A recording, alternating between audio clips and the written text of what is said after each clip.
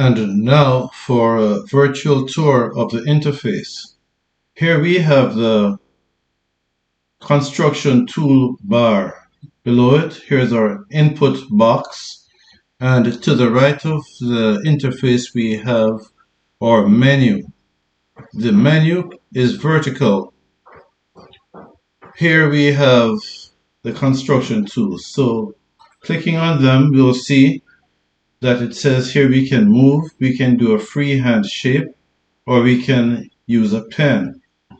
Here we can create a point, we can put a point on an object, we can attach or detach a point, we can create an intersection, we can create the midpoint or center of an object, we can create a complex number, find an extremum, find the roots. And at the bottom you'll see here some tips for help. And then we can go across to get some further ones. Here's a line, a segment of a line, a segment with a given length, a ray, a polyline, a vector from a point.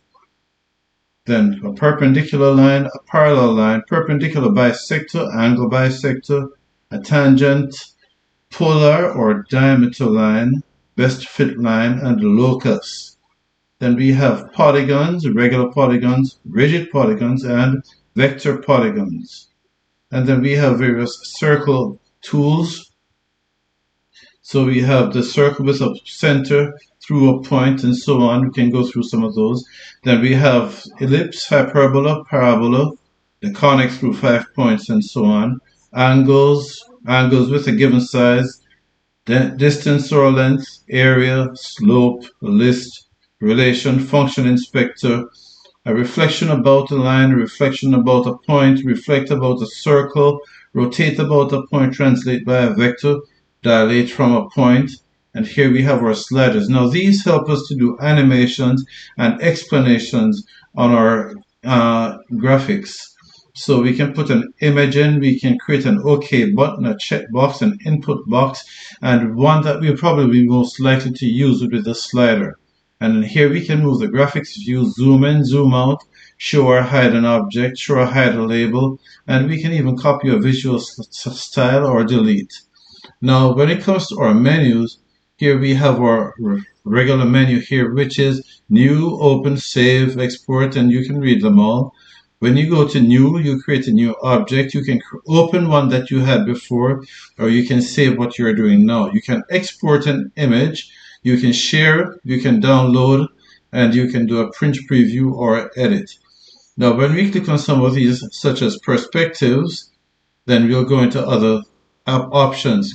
Graphing, the computer algebra system, geometry, 3D graphics, a spreadsheet, probability, and exam mode. This is an interesting one that you may want to learn more about, and that will be probably for a more advanced tutorial. Then you can have different views. The views are algebra, the computer algebra systems, graphics, and so on. And these bring up different menus and different views. And then we can go into settings. We can look at various settings which would affect the way that the interface looks. So that's a basic tour, and you can do much more when you go through it. So I'm going to encourage you to explore, use YouTube to help you to find out what each of those do, and you can even find some of the interesting things that have been made in terms of interactive objects that would use GeoGebra.